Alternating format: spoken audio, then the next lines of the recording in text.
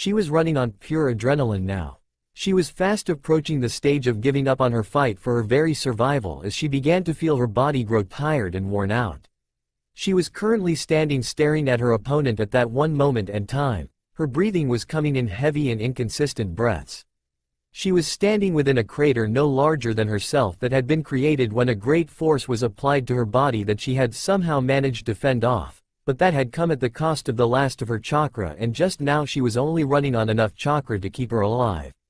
In short, she was fucked. On both sides of her were the three that would be her team. They were all barely just out of the academy and were on their first C-ranked mission. What a catastrophe of a mission it had turned out to be. It reminded her of one she had heard about in her past, where a simple C rank turned into an A rank. Coming out of her momentary reverie, she looked over the one who had caused so many problems for her and her team. The man opposite them was a rogue ninja from the village hidden in the clouds. They were a tall man of maybe 6 feet or so and were also fairly muscly too. His head was adorned with short green hair that had a golden zigzag running down the center of his head. His eyes were what were causing her and her team the problem, however. How the man had come to procure the eyes was a mystery even to her, but she knew that there was no good reason that the man currently had them. He had the Sharingan, the Ijutsu that should have been wiped out except from a few extenuating circumstances. Behind her, her team were all taking in their rugged breaths too. She spared a glance at the three of them in order to assess how well they were all doing. Sadly, they were not faring that very well. Her team consisted of 3 girls, surprisingly enough, although it may have seemed strange at the time of placement, to their sensei and the Hokage, the team made perfect sense. There was Hiku Hyuga. She was a very outspoken girl who, although might not be sure of her physical abilities, was sure of her gift of the gab. She wore clothes that resembled the attire that Hinata Hyuga used to wear, with the only difference being that her jacket was black instead of the same gray as Hinata's. One thing that separated her from her clan the most probably was the fact that her hair was not the black hair of most Hyugas, instead her hair was blonde, very bright blonde. She was somewhat of an anomaly within her own clan. She was at least lucky that the head of the main branch was on her side. There was also Noma Vidya. She was a very shy girl that would be the almost exact duplicate of Hinata in her early days. Noma, despite being of only 12 years of age, was already viewed by those that knew her as beautiful. She had long purple hair that was tied into a high ponytail. Her eyes were a beautiful indigo color too, to match her hair. Her clothing consists of black shinobi pants and battle sandals. She had on a white t-shirt that was covered over by a gray jacket. She was currently bent over with her hands on her knees, breathing heavily while trying to keep her eyes on her enemy. Last but by no means least, was Kyoki Yuhi, the daughter of the late Asuma Sarutobi and Karanai Yuhi. She had her parents' deep black hair and her mother's deep red eyes. She wore clothes that looked much like the ones her mother used to wear, but these were instead of white and red attire. The colors were different and were black and green, really giving her an outfit that defined her perfectly. She, like both of her teammates, was tired but was currently just behind her sensei's leg, at her sensei's instruction of course, otherwise she would have been standing side by side with her. It would appear that you Konoha nen have gotten to used to the Sharingan being used to help you, that when it is finally used against you, there is no way you have to combat it. The man before them spoke in no real definitive tone at all. He just simply spoke to them, pointing out the information they already knew. We haven't been used to the Sharingan being on our side. There are no Sharingan users left in Konoha besides Kakashi-sensei, and it can't be passed on genetically from him. Hiku answered the man before them. His attention turned to her and he noticed that she had the pale eyes of the Hyuga. He felt a grin spreading across his face as he stared into those spare expanses of silver. Hiku swore that she saw the Tomo in his Sharingan spinning wildly before stooping in place again. Is that so? Then I guess the Sharingan is almost a dead Kekkei Genkei almost then, isn't it? The man asked rhetorically as he indicated to his pair of eyes with a smile. Noma lifted herself up from her knees and looked across to the man who was opposite them. On closer inspection she looked to the clothes that the man wore, but was stopped when she noticed the clothing he was in fact wearing. Billowing in the wind was a symbol that was thought to have long since lost its meaning. Ever since the fourth shinobi wore that symbol and what it represented had been lost. Akatsuki. Noma breathed fearfully as she took in the man's attire. It was indeed the Akatsuki cloak that the man wore. The black cloak with the red clouds adorned all over. This man now wore the clothing that signified him as a dangerous enemy ninja, but there were two circumstances in which the man was wearing these clothes for. First of all was that Akatsuki was reforming and he was part of the elite caliber of shinobi that were drafted by the Akatsuki. The second possibility was simply that he had procured the cloak from somewhere and wished to take the image that the Akatsuki had left in order to gain himself a name. To all extents and purposes it had done what he had wanted. He was called the Red Dawn, simply on account of the red clouds across the black cloak. You are correct, little girl. I am Akatsuki. I possess the Sharingan, am one of the elite shinobi of Akatsuki and have managed to beat you all back without the use of my Sharingan. If you give up now and become my slaves, then your lives will not be forfeit, the man said with the tiniest hints of enjoyment within his words. All of the girls noticeably grimaced at the very thought of handing themselves over to the vile man that claimed to be part of the elite criminal organization, but what other choice did they have? The three girls looked at each other. They were out of chakra and ultimately out of luck. Resigning themselves to their fate, they began to move off only to be stopped by the outstretched arm of their sensei. Do not listen to his misleading words, she hissed to them as she turned to them. Oceanic blue eyes looked to them through a disgusted scowl. One eye was hidden behind the long blonde bang, but they could still feel its piercing glare upon them. The girls were all dumbstruck on what their next move should be and were only capable of standing still. Even their sensei was out of chakra, and if she was, then they had not many other options. Ino-sensei, we are all out of chakra, what other options do we have? We will die otherwise, came the voice of Kyoki, the shakiest that Ino had ever heard it, that instantly struck a chord within the woman and she turned away from them. Run, Ino said to them as she stared at the enemy before her. Her entire squad stood still dumbfounded after the words spoken to them. They could not deny it was an order, but such an order was ludicrous. To leave a comrade in battle was most unfitting of a shinobi of the Leaf Village. Ino suddenly turned on them and with her face contorted in almost evident fear she screamed at them. Run, she screamed at the top of her voice as the three girls took a step back at the abruptness of Ino's movement. There would be no point in doing that, my dears. Even if you three were to run, I could easily overpower your sensei and then capture you three. If you simply kneel down right now, we need not go through much hassle, the man said as suddenly he was right in between all of them. Ino was not ready for such a hasty movement on the man's part and was sloppy to react. In short, she turned around quickly to find that Kyoki was standing with the man directly behind her, his arm around her neck a little too tightly. The other two girls were lying on the ground away from the pair, clearly shot out of the area. His gaze moved from Ino to the girl in his hold, and Ino shuddered when she saw the man's tongue come out of his mouth and lick his lips. A little underdeveloped, but given enough time I can see you becoming a very well-endowed lady, if you catch my drift, the man said with a lecherous grin as he brought his attention back up to the blonde-haired woman before him. He could see the hatred and anger brimming up within her eyes, but that was also accompanied by the sheer hopelessness that she was feeling right now. She simply could not do anything at all to save her student, couldn't do anything to alleviate the terror the girl was going through. Do not ever doubt the power of Akatsuki. Those who were part of the group before I were weak-minded fools who did not know what power they could have, but I know the power I can control. With my influence I can control the world through the fear of the people. That is what the aim of Akatsuki should have been. World domination. The man finished as he looked to the sky, almost as if anticipating something climactic to happen. Let go of my student now, you sick fuck, Ino ground out as she made to move towards her student and the pervert that wanted to hold her.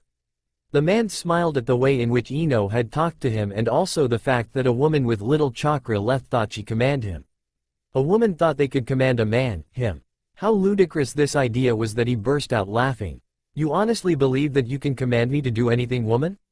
You serve one purpose in life and one only, that is to tend to the needs of men.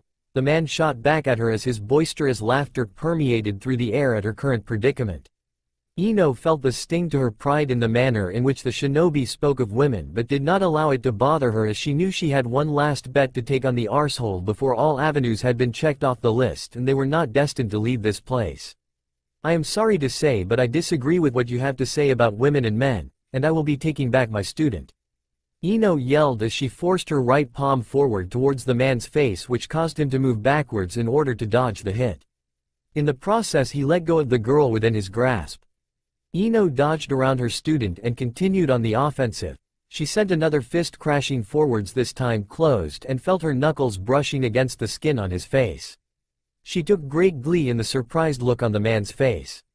Bringing her right fist up a second time, she intended to use an uppercut on the man until she felt the momentum in her hand stopping suddenly. Looking to her hand, she could see it covered by a larger scarred hand that belonged to the man in question. Women should not try to hurt men, otherwise they must be disciplined, the man said with an evil glint in his voice. He forced her arm out in the opposite direction to what it should move and made Ino move in that direction due to the pain. With her side left wide open, the man sent his foot crashing into her side and caused her to go flying in that direction. She was only stopped when a tree suddenly got in the path of her intended flight. Slumping to the ground, Ino felt the last of her consciousness going with it. Ino's team were all standing in petrified silence as they watched the man finish off their sensei. When she slumped against the tree and did not rise again, they knew that she had been finished. They knew she could fight no more. They would not let her sacrifice die in vain, they would fight too, and they would not give their bodies up willingly. All three nodded to each other and charged forward. Their varied war cries were screamed as they ran. Without any warning, however, a yellow and white blur appeared before them. It was as if he had simply materialized from thin air. Actually, to be more specific, he technically did just materialize out of thin air. Suddenly in front of the three girls was a man of about the same height as the first, unruly blonde hair and a white cloak on his back that had orange flame designs at the bottom of the cloak. Also on his back was a large scroll. All three of the girls had to stop suddenly or else run into the back of the man who had suddenly made his appearance. "Who are you?" the man in front of them asked loudly towards the man opposite him. His voice was rough and rugged, and by the way the girls watched the man with the Sharingan, that voice had effects it did not have on them. His eyes dilated in evident annoyance, but also hidden within his eyes was blatant fear, in its most primal form. The man took a step backwards in his more evident fear now.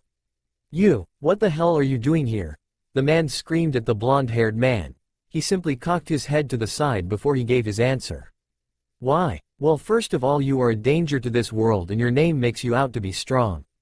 More than that, however, you are a man fighting against a group of girls.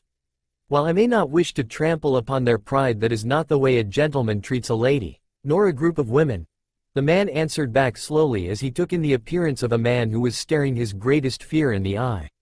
"Women are less than men. They should not be treated as equals, as they are the servants. They make sure the men's needs are attended to," the man shouted back, forgetting about his fear then and there in his annoyance that this man was another who believed in equality. He was not prepared when the man in front of him began to laugh. It started off as a chuckle but escalated into a full-blown laughter directed towards the man in question. "You are exactly the type of man that I hate. Those who think women are not worth the dirt on their boots. I treat women as equal because I realize that in order for the world to continue forwards and show them that there are those that care, I have to treat them as equals. How else do you expect love to happen? If you treat a woman as if she is a slave, then she does not love you, that is dependence." The man chorused off in his obvious anger towards the statement of the Sharingan user. The man with the Sharingan stepped back at the rage-fueled words of the blonde-haired man. He was definitely scary with something he believed in. "It does not matter in this situation anyway," the blonde man started as he turned towards the three girls. They were now able to see him from the front and were now a little more understanding of why the man opposite them was so scared of him. The man was about 6 feet tall and had unruly blonde hair, as they already knew. He had a large white cloak that covered over mostly black attire, such as shinobi pants, black undershirt and black battle sandals, besides the white armor that covered his torso. There were also shoulder guards just under the cloak. It was not his figure that was imposing, not in the least. What scared the three of them and the other shinobi, they guessed, was the mask that he wore. His mask was what looked like it was Hunter Nin standard issue, but it was so much more sinister than any they had seen before.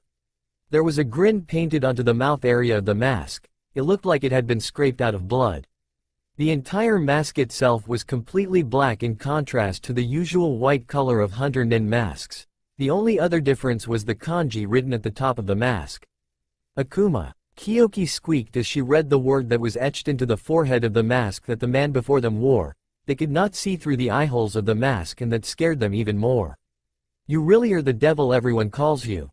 You sprout such shit about equality of women then turn your back on me and focus on those girls. Are you afraid that my reasoning is correct and that I have the better beliefs?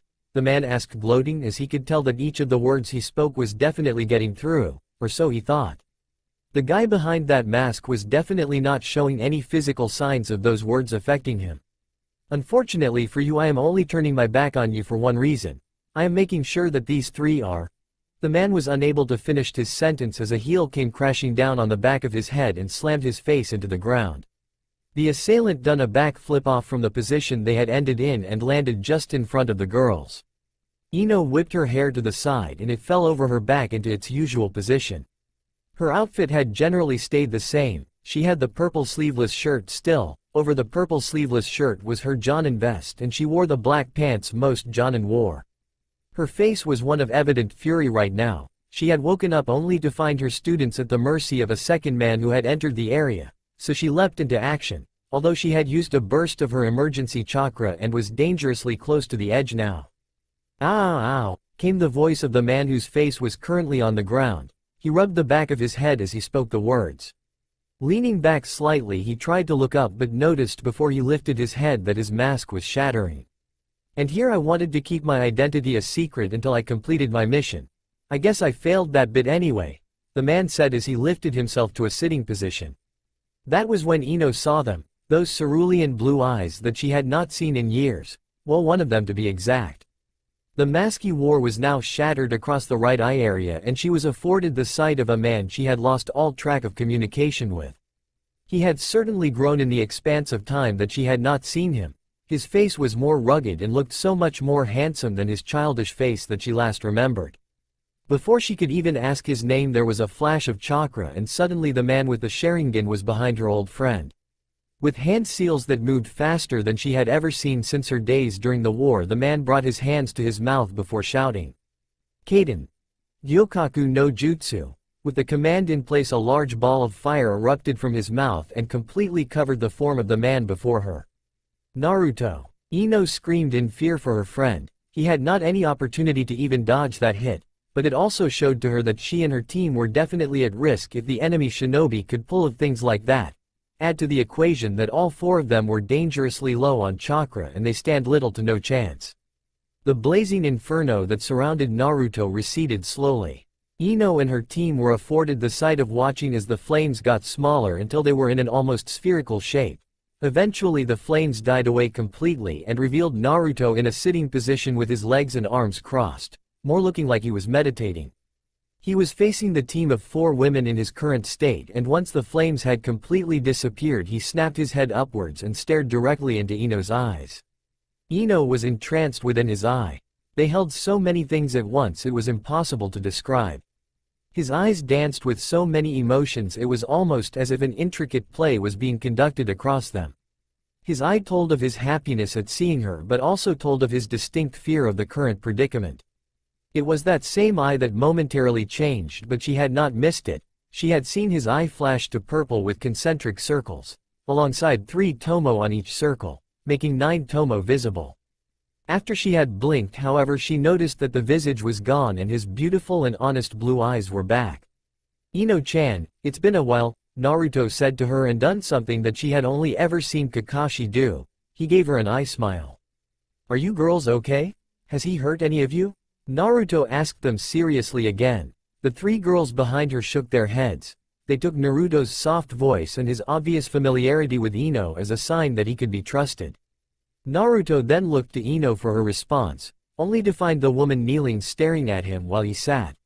"No, he hasn't, Naruto. Who would have thought that I would still need to be saved from you, huh?" Ino asked the man before her, who flashed her his fox grin that sent shivers up her spine. She definitely missed that smile. "Okay, good, don't worry girls, I'll finish this bastard off and have you all home before the night is out," Naruto responded to her, flashing his eye smile again. He then twisted on the spot and pushed himself back onto his feet in a rather acrobatic way. "You are going to save those women then?" the other man complained as he let loose a heavy sigh and moved into a fighting position that had his legs spread far apart to support his weight.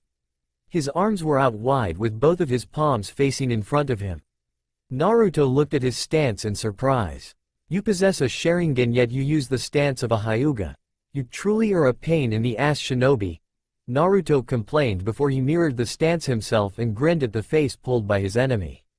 Do you think you are the only one outside of the Hyuga who knows this fighting style? I learned it a long time ago, let's see who is strongest, shall we? Naruto asked with a grin before he charged across the land towards his opponent. His fist drove forward with his middle and index finger pointing outwards. The man batted his hand away with an expulsion of chakra to the back of his hand and jumped away backwards. Don't worry, Harazukuraha. I will make sure that you wished you did not procure those eyes. Your death shall be painful, Naruto said to the man coldly as he stood straight again and looked towards Haruza directly. Needless to say, Haruza was panicking now. If Naruto was as powerful as he was made out to be during the Fourth Shinobi War, when he was doomed. Naruto and Haruza stared off over the barren landscape that they both currently inhabited. Ino watched in complete silence as the two warriors faced off silently. She could not, however, shake off the feeling that where all of them were currently situated was somewhere she had been before, and to be honest, it was really starting to hurt her head as she continued to think about it. There was something about the petrified trees that surrounded her and her team that had her strangely wondering why this place brought back such an oppressing and dark feeling in the pit of her stomach. Naruto moved his hand up to his face. For the barest of moments he saw a spark of fear race throughout the body of Haruza. Naruto smirked as he guessed his reputation preceded himself. Of course, no one called him the demon for nothing. Naruto moved back into the Hyuga stance and grinned towards his opponent when he noticed that Haruza seemed to seriously be thinking twice about facing off against Naruto. There truly was little hope for anyone against the demon, or so he had been told. If you do not wish to fight me, then you had better leave here, Naruto told the man as his head snapped up to look at Naruto incredulously. There was no way that he was given the option to simply walk away from this. It was too good to be true. First of all though, you have to take out your eyes, Naruto told him in a manner that was far too calm for what it was that he was asking. So out of character was it that Haruza sputtered on his own saliva as he digested what Naruto had said. Take out his eyes? How the hell could he do that? What the fuck are you talking about? I can't take these eyes out. Haruza screamed in reply, and Naruto crouched down almost looking like he was ready to pounce, and with his next motion he made it clear that it was in fact the intended idea. I know that, I just always give that option to those who stole the Sharingan. Kinda makes my conscience feel better, Naruto answered as he lunged across the ground towards Haruza. Haruza stood stock still for a few moments before Naruto was finally upon him and he was forced to again backhand Naruto's strike aimed for his chest. He could see that it was in fact red chakra that was expelled from Naruto's hand. He was serious, and this chakra was meant to kill. Haruza spun quickly in order to dodge a chakra strike that was going to be directed at his stomach this time. He could feel as the length of Naruto's arm ran across the small of his back near the bottom and recalled just how close that hit had been from ending his life so suddenly and so neatly at the same time. Ino watched in slight surprise too. Never had she seen chakra as red, blue of course, as it was the usual color it went when it was strong enough to be seen. But red made her wonder just what in the hell was going on. That was not all that was making her wonder about the blonde-haired man who was essentially saving them. First on her mind was the way that he was acting. Forget the fact he was using a clan-specific taijutsu. His very demeanor seemed different, seemed almost dangerous, and dare she say? Then there was that flash of a change she had seen in his eye. It looked like it was a Sharingan, but at the same time it didn't. It was strange for her to try and think about. She saw the telltale signs of the Sharingan through the tomo that were within his eye, but he had concentric circles in his eyes too that she had never seen since. No way. Naruto struck at Haruza again and was not prepared for the fact that as Haruza sidestepped his attack, Ino was directly behind him. Naruto could see the shock written across Ino's face, and Ino was finally able to see Naruto's eye again. She was right, the eyes were that months besides the tomo within the concentric circles, they were that months. The man who had basically destroyed the Leaf Village. As Naruto closed in on her, she could see fear crossing over those eyes that had been lifeless the last time she had seen eyes like those. Naruto suddenly phased out of his position in front of her and was behind her, breathing heavily. That was too close, Naruto complained as he took deep breaths. Ino twisted around to see Naruto looking down at her with wide eyes. What he was so close to doing to Ino clearly had him worried about her welfare. She could see what his strikes were intending and he knew what they intended. Both knew that had that hit Ino there would have been some serious repercussions. "Sorry Ino-chan, that won't happen again," Naruto said, trying to assure her to the best of his ability. Yet she knew it was not for her sake, it was for his own. He had almost struck her and it scared him. Naruto moved around the grounded woman in front of him and stood facing the slumped over form of Haruza. The man was taking deep breaths and Naruto knew fine well why. First of all was simply the fact that he had his Sharingan activated, and since he was not an Uchiha meant that he did not build up the resistance they had to the Sharingan's effects. Second of all was the fact that Naruto's assault on him had been relentless. It was his way of dealing with his enemies. If he could tire them out, then he could beat them. It was a simple, tried and tested method. Why mess with something that works? "Will you still try to resist?" Naruto asked coldly towards his opponent. Haruza simply looked up from where he was currently slumped over. Naruto was standing in front of the woman in a protective stance, it would appear. Haruza took a deep breath and finally straightened himself out and looked directly at Naruto. "I am Akatsuki. My domination will come to fruition," Haruza yelled out before he charged across the battleground again, the Hyuga style forgotten to him before he had even used it in their battle. Haruza sent a fist directly at Naruto's face, which he caught with slight trouble. "That's not all," Haruza yelled before his other fist came screaming up towards Naruto's face. "Phoenix Talon," Haruza yelled as his fist flew at Naruto's masked face and suddenly took on the visage of a fiery talon, opened and ready to pierce at Naruto's face. Naruto's face grew to look much more feral before the impact of Haruza's fist. The talon of fire licked at his mask and with a crack the mask broke. Naruto grunted in surprise as his mask was shattered. He could see the look of almost accomplishment on Haruza's face and felt a chuckle rising to his mouth. "Well, I guess it was time to drop the guys anyway, wouldn't you say so?" Naruto asked the man who was suddenly looking at Naruto as if he were mad. Didn't he want his identity to be kept a secret? Why would he so suddenly not be bothered about it much? "What the hell are you talking about?" Haruza asked his enemy in confusion as the blonde-haired man turned to look at Haruza again. He could see the face of his enemy now. Both eyes were purple with concentric lines but also had 3 tomo in each line, making 9 tomo in total. He had 3 whisker marks on each of his cheeks. Scariest thing of all was his uncanny resemblance to the Yondaime Hokage. If it wasn't for the eyes, Haruza would have sworn he was looking at the Yondaime incarnate. "Simple, after I defeat you my mission is over and I no longer have to hide my identity as all of my possible enemies have been destroyed," Naruto answered back simply, not realizing the impact he had on those around him. Haruza panicked. Naruto had destroyed all who had opposed him until now. So that meant that he was last on Naruto's list. It also meant that Naruto had fought and beat some seriously top-notch ninja. Haruza knew of some who did not like Naruto and actively seeked him out for a fight. Needless to say, Haruza did not see them after they had left right enough. So this was it? His last battle? He might as well go out with a bang. Ino was simply watching him in strict amazement. How many had he fought if that was the case?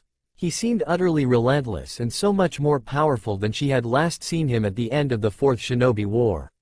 She had heard of at least 15 strong shinobi being found either dead or beaten close enough to death in the past, with one thing in common: they had either 1 or 2 eyes of Sharingan origin. It was only now that Ino finally put the pieces together. No way. Naruto had definitely become strong if he was able to take on those who possessed a Sharingan. The trio of girls who were currently crouched down behind and to the sides of their sensei respectively felt fear. This man was dangerous and they could simply tell that directly. They had seen the way that Naruto had acted and just how close he had come to hitting their sensei. They understood it was accidental, of course, after witnessing the way that he had tried to evade hitting Ino, but that did not help their fears subside. They were afraid of the man they had been forced to fight, and currently Naruto was running rings around him. It only made sense that their fear changed to the one who was now the stronger. "Is that so? In that case then I won't make it easy for you," Haruza yelled as he raised his hand into the air. Then around his hand suddenly chakra became visible and sparks of lightning began dancing over his hand. "How do you like this? My right eye grants me an ability I would not have otherwise." "Chidori!" the man shouted as suddenly his laughter echoed throughout the whole area they were within. Naruto stood still, nothing happening. The only telltale signs of something happening was Naruto's hands gripping tighter and small trickles of blood seeping down his knuckles. He was literally gripping so hard that his nails were digging into his palms. "You bastard!" Naruto seethed out. Ino in shock could not understand why Naruto seemed to have changed so much. It was only an ability that was afforded because of the Sharingan.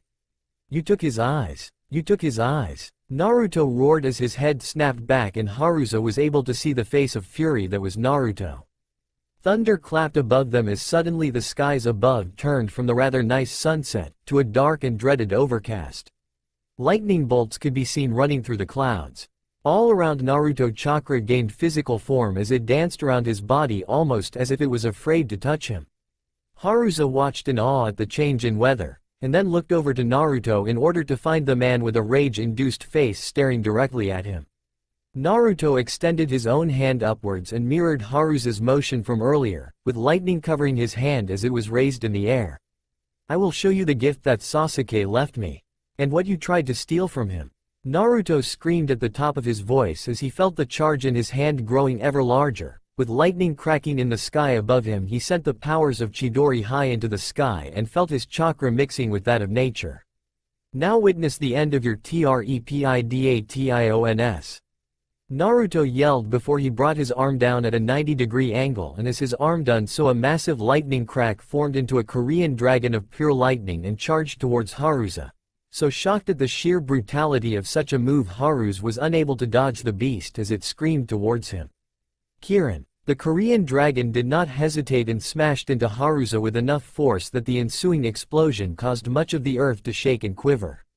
Ino and her squad felt the effects of the blast as they were front-view observers. As debris and dust was kicked up, Ino moved to protect her squad but found her body unable to move. In fear, she turned to look to her squad of girls to see them all with fearful looks on their faces but also that of determination.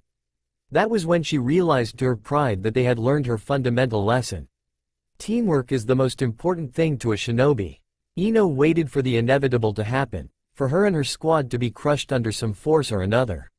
What they had not expected was such a sudden warm embrace around them for the barest of seconds before they were thrown to the ground.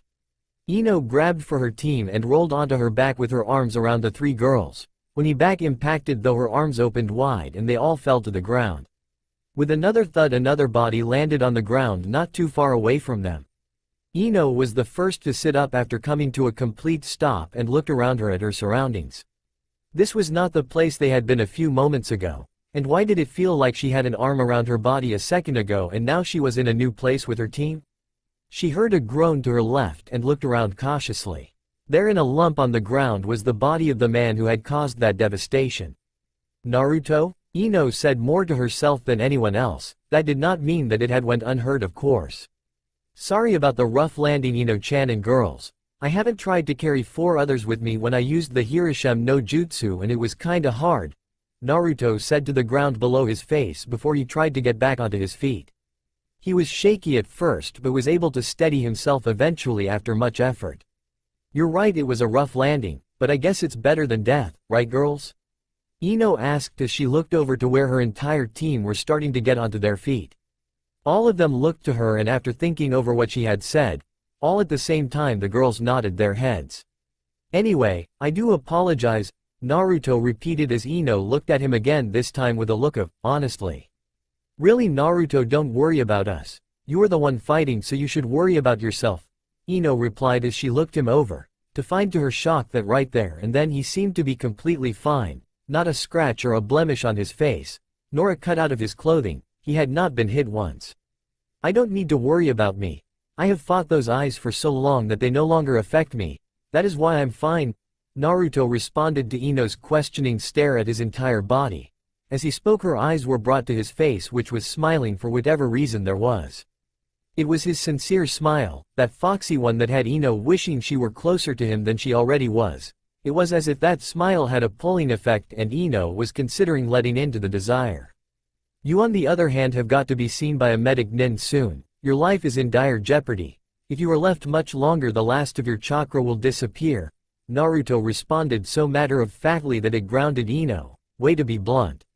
When Ino finally looked back to his face again, she could see the look of concern written upon his face and found it sweet. Despite what he had so brashly said, honestly he had never learned any tact at all over the last few years, had he? What do you propose then? I can't move at all and it would take too long for a medic nin to get out here. What's your suggestion? Ino asked sarcastically, not expecting an answer to her question. That was kind of the reason she asked it. Nonetheless, she received an answer. I will carry you back to Konoha, Ino-chan, Naruto said in a soft voice that Ino could just tell he had said with a smile. She and her entire team turned to Naruto at what he was suggesting. The fury in their eyes was plain for Naruto to see and he jumped in fright. Ah, only if you want. Only if you want. Naruto yelled to Ino as he tried his best to battle away the scary glares that he was receiving from all four of the women. Ladies, I do believe that we have made our point, Ino said to her squad as she turned to them with a smile on her face, something that they feared they may never see again. Well, Naruto Baka, since your logic made so much sense, let's get out of here and back to Konoha. Remember your promise to get us back before the night was out? Ino asked as Naruto moved into position in order to lift her up from the ground. He had just placed his arms under her knees and shoulders when she asked him the question. At the question he looked directly at her and nodded his head. Well, you have about another hour in order to do so, Ino said with a grin as she done so. What she noticed next, however, was the fact that Naruto's smirk found a way onto his face. So you doubt my capabilities of getting you to Konoha in the next hour, Ino? I can bet you 50 ryo I'll have us there in the next 10 minutes, Naruto responded with a smirk that would rival Hidan's. Ino's smirk grew to accompany his. She was not going to be outdone by Naruto here, of course not. He was going to explain himself to her and he was going to do so on the way to Konoha. Okay, then you have a deal, Ino said with a smile that exuded confidence. Kage Bunshin no Jutsu. And suddenly there were 3 more identical Narutos over where the rest of Ino's team were, each of them offering a hand to a separate girl. All of them looked to Ino as if in question whether to trust the apparitions of the one who carried her. Ino understood their unwillingness to go with one who had shown so much brutality, but she knew Naruto, or she hoped she did anyway. It's okay girls, this is Naruto we are talking about here. He won't do anything to harm you. He is a kind soul at heart. Don't allow his display to scare you, Ino told her squad as they all nodded their heads and accepted the Naruto clone's hands. Each being held in a position identical to Ino, in bridal position. Okay Naruto, show me how you plan to get me and my team back to Konoha in under 10 minutes, Ino said with a smirk. Naruto shook his head as he laughed slightly. Ino-chan, you don't remember what I used to get us out of where I fought Haruza, do you? Naruto asked as his chuckle escalated slightly and Ino felt her body jiggle. It was not uncomfortable in the slightest though, since it was caused by Naruto and for some reason he exuded a calming agent on her. She couldn't care less just now. She felt her consciousness slipping away slowly and could only answer with a weak, no. As soon as Naruto could see that Ino was slowly losing consciousness, he looked up in furt. Guys, we're going to Konoha now. Say the jutsu. Naruto yelled to his doppelgangers before he vanished into a flash of golden light. The whole of Team Ino were given the slightest of chances to wonder what had just happened before they were in a tunnel that looked like the world was passing by them at the speed of, well, sound. The blackness receded somewhat and Ino groaned as she could feel the light directly in front of her eyelids almost trying to burn through them. Damn it, how she hated lights when they done that, it hurt so damn much. That and the smell she was being overpowered with was one that she did not like much either. Anesthetic, the smell of it was not nice at all, nope. With that smell came a sudden realization of where she must be. She opened her eyes only to be blinded by the light that was directly above her bed. Honestly, why do they always put you right under a light? They trying to scare the shit out of you? She looked to the side in order to open her eyes without destroying them, and what she was met with surprised her. To her left were 3 more beds, and upon closer inspection she found that they were all occupied by her squad of girls. She suddenly sat upright in fright, wondering what had happened to her darling girls. Why were they all in a hospital when they were all last fighting with him? I told you I'd get you here before night fell, came a muffled noise from directly in front of her bed and slightly to the left. Ino looked to the direction the voice had come from and found the one that she sought. There, sitting in one of the hospital chairs against the wall looking at all 4 of them, was the man that she had last seen before going into the blackness. She hadn't wanted to go there, but her body gave out on her and she had no choice. Naruto was sitting in the chair with his arms folded and his head down. Ino tried to move some more but found that her body would not comply with what she wanted to do. Wincing in pain, Ino did not push any more than she had to. Being very far versed in the medical field, she knew she would need to rest. She had known this when she was fighting Haruza, but she wanted to save her squad and did not care about herself. That was until Naruto appeared and saved her, of course. The nurse said that you shouldn't move too much cause you gotta get your strength back first, Naruto said suddenly, and if Ino didn't know any better she would have thought that she heard Naruto trying to give her advice on how to look after herself.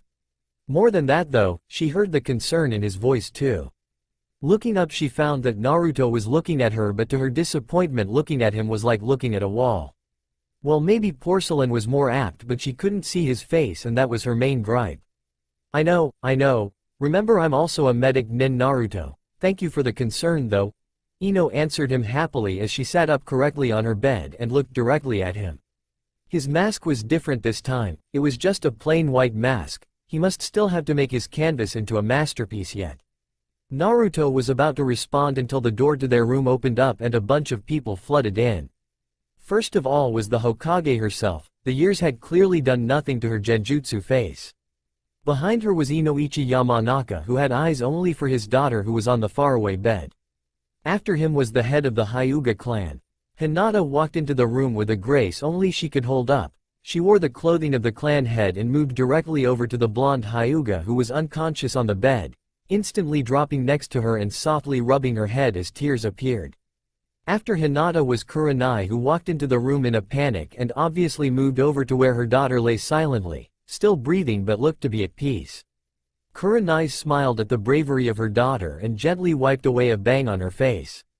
Naruto watched in interest as the other girl within the group had no one coming in and acting as caring as the others he had seen. He decided that now was not the best time to ask questions, however, as the Hokage's gaze was suddenly upon him. I thank you for saving some of my shinobi, stranger, but I must ask why you have done so and why you are still here. Tsunade asked the masked stranger. There was something about him that she felt was too familiar to feel comfortable with.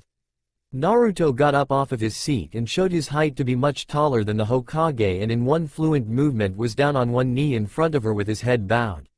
Forgive me, Hokage-sama. I am here to report a failed mission, Naruto said as he could hear the surprised gasps from most of the people who were conscious to hear him. Tsunade looked at the man kneeling before her. Who are you? She asked finally, as she could tell that despite who she thought it might be, there was no chance it was him. He was dead. The man removed the mask on his face and looked up. To Tsunade's shock, it was the carbon copy of who she thought it was. Only thing was that it was in fact his son. Naruto, Tsunade said in surprise, while everyone else in the room went silent. Naruto stood over the fallen body of the only man he would admit to ever feeling love for. The only man who had ever been as a brother to him, who had accepted him as an adversary and not as a beast just like the village always had. The one man who responsible for so many pains in his life but also was part of the reason he was as strong as he was. It was never his desire to be Hokage, nor his desire to protect his precious people that had made him as strong as he was. They were strong contributory factors, but they were never the entire reason why Naruto strove to be stronger, trained to be better, tried to surpass himself. Sasuke was his reason to become stronger. Sasuke was his reason to become better. Sasuke was his reason to surpass himself at every turn he made. That one man was the reason Naruto was the man he was today. Naruto never cared for power to control, he never cared for power to dominate, and he only wanted power for one purpose and one purpose only. He wanted to save the one man that had treated him with an ounce of respect when so many others looked to him with such resentment. Tears began to form in Naruto's eyes as he looked to the prone form of Sasuke, no movements coming from the Uchiha.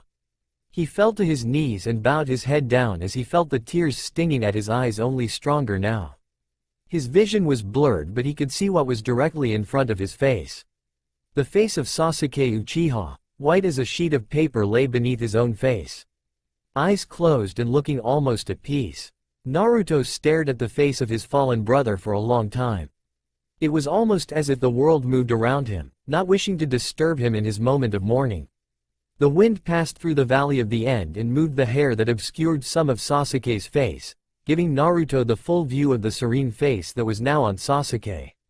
His tears flowed down his face and rolled onto Sasuke's head, mixing in with the sweat and rain that was also on his forehead. With closed eyes, Naruto silently hated himself for what he had been forced into enacting.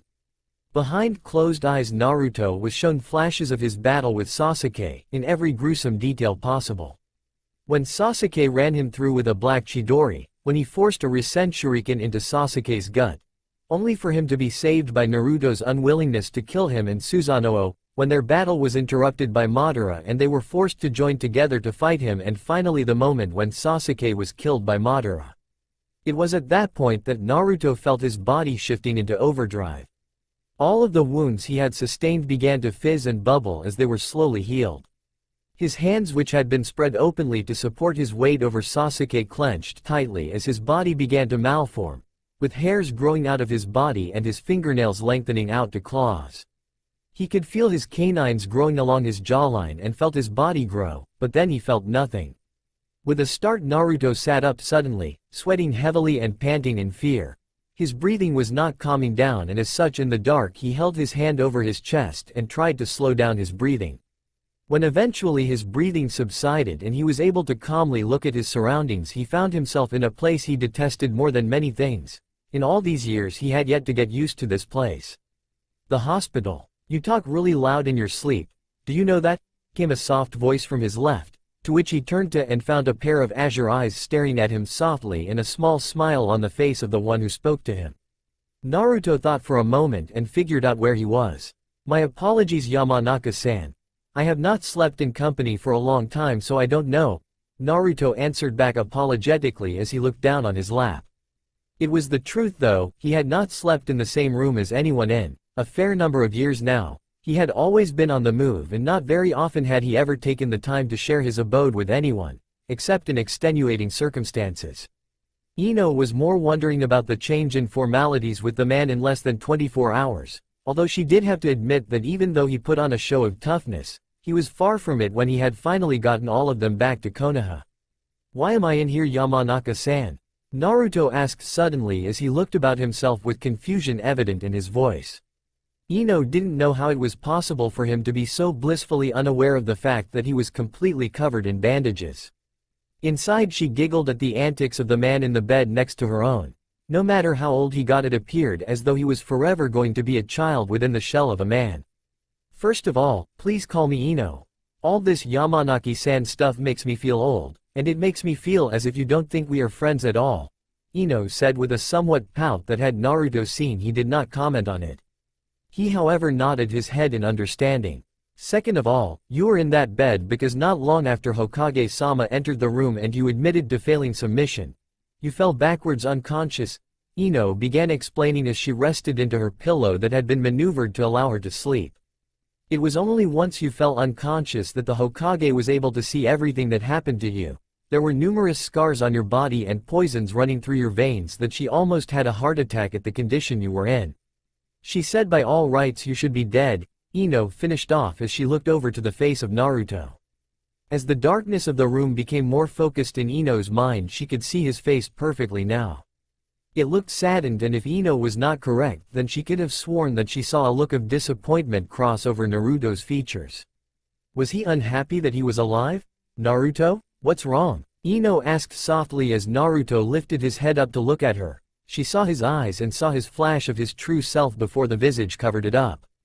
His grin grew in proportions and he turned to her with that same smile he had always given her. It made her feel that everything was all right with the world. Yet she saw that momentary sadness and was stunned to realize that the mask she was looking at was one she had seen her entire life. "What? Nothing is wrong. Why would there be?" Naruto asked as he smiled to her with his usual disarming smile that made it seem as if things could not go any more smoother.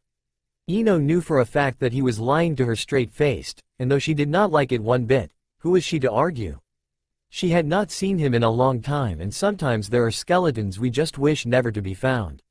"It's just that after I told you about all of your injuries you seemed almost sad. I just wanted to make sure you were all right," Ino answered with a genuine smile towards him. If he was trying to smile to make the situation more bearable, then it was only fair that she smile back to him in all honesty.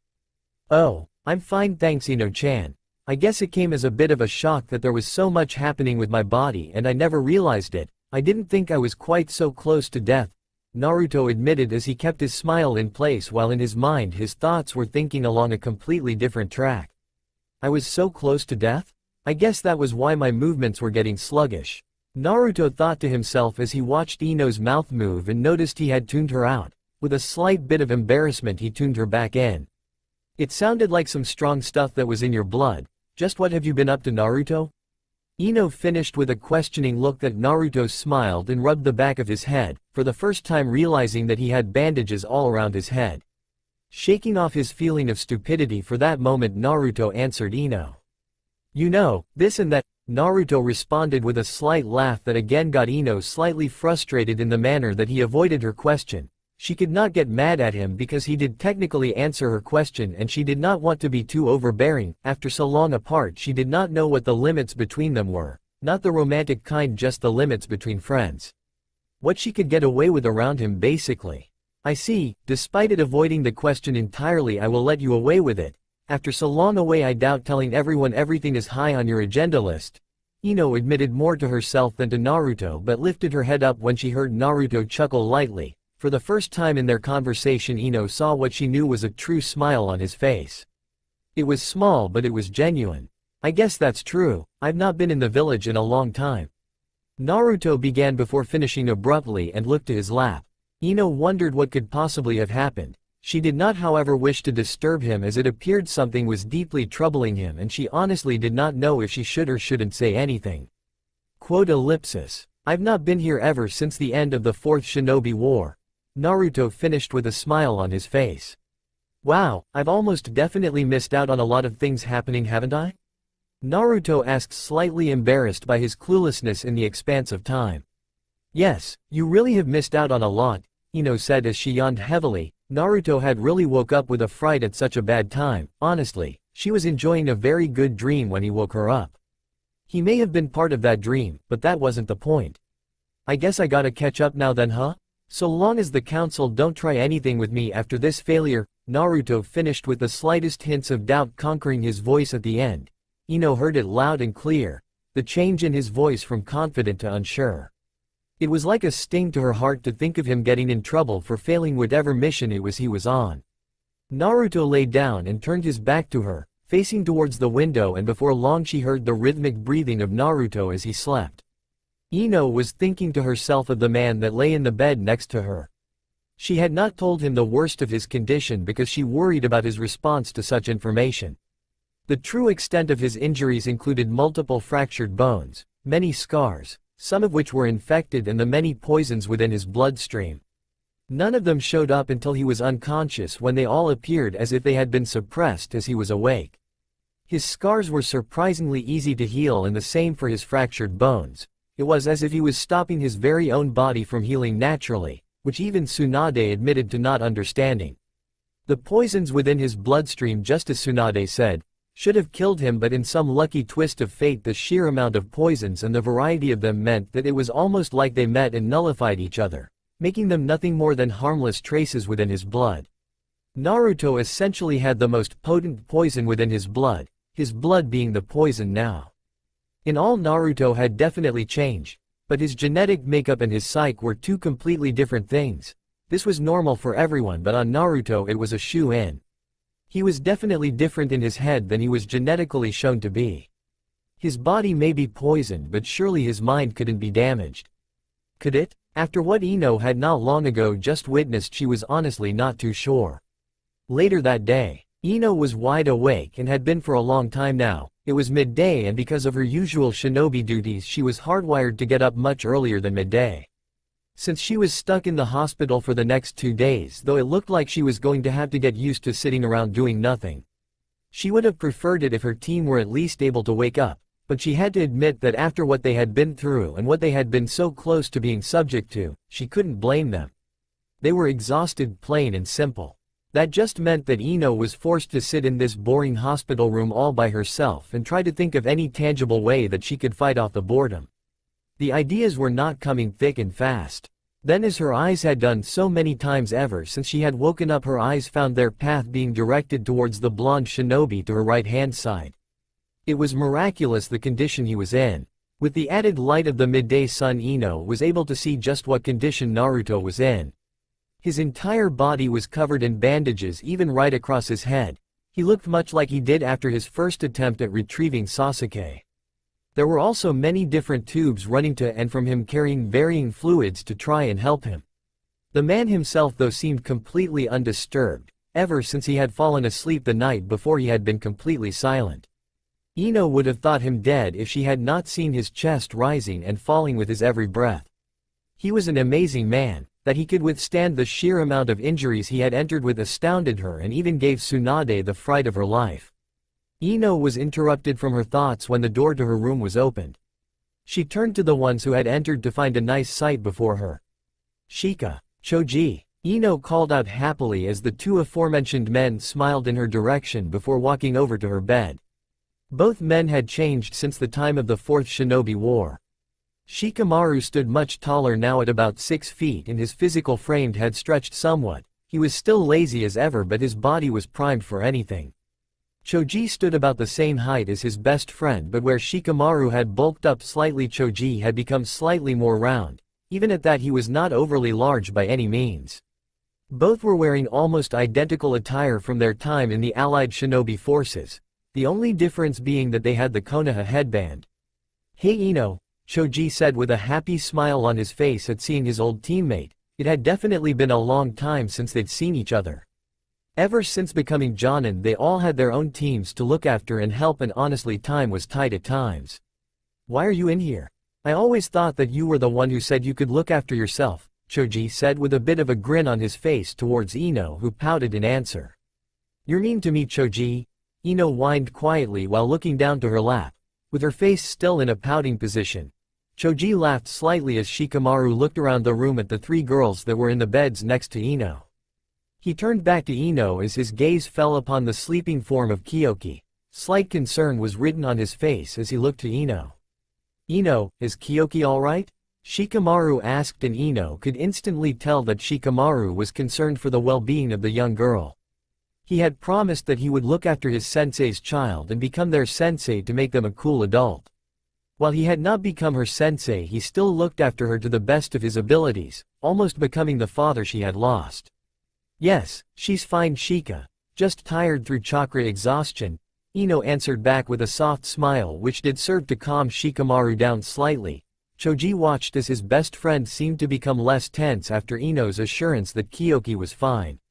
"Speaking of which, how did you all get back if you were all exhausted from chakra exhaustion?" Choji asked as he looked to Ino and then surveyed all of the girls in the room who were all sleeping soundly at that moment and time.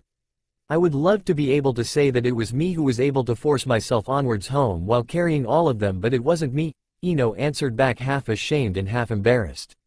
Shikamaru and Choji looked to Ino in confusion. It wasn't like Ino to blush like this, and after the events leading up to now, they couldn't understand why she was blushing. "Then who was it that helped you? I mean, after the Fourth Shinobi War, it could be a wide variety of shinobi. I can't remember how many of the other countries' shinobi you and Sakura healed," Choji said as Shikamaru nodded his head in agreement. Indeed, Ino and Sakura, after the fighting had ceased and Madara was gone, in a rather brutal way that is, there were still the sick and the wounded to tend to. Both of them, with the help of Tsunade, Shizune and Hinata to name but a few, healed any and every shinobi that came to them, gaining reputations as fair shinobi the world over. It wasn't any shinobi from another village. We were too far away from any of the other villages to get any help from them. It was one of Konoha's shinobi that helped us, Ino answered as again Shikamaru and Choji looked to her, both confused and surprised. They hadn't heard of any other Konoha shinobi being with Ino and her squad. All they knew was that Ino and her squad were in hospital with chakra exhaustion. "Who was it?" Shikamaru asked this time, prepared to go and thank whichever shinobi it was that protected his old teammate and the girl who was more or less a daughter to him, despite many assurances that he was just a guardian. Ino smiled at her old teammate's enthusiasm. Shikamaru really was an energetic individual if something really meant something to him. Ino jerked her head towards the bed that currently housed the sleeping form of Naruto. "He did," Ino said as she too looked over to where Naruto lay. Shikamaru and Choji's jaws almost literally hit the floor. They could see that whoever this guy was, he had definitely been through one hell of a lot. His entire body was covered in bandages, and that was before they got to the amount of tubes running to and from his body. "Who is that?" Shikamaru asked, almost sounding shocked, and why wouldn't he? The state of the man occupying that bed looked horrible. It reminded him of a friend's condition years ago after a failed retrieval mission.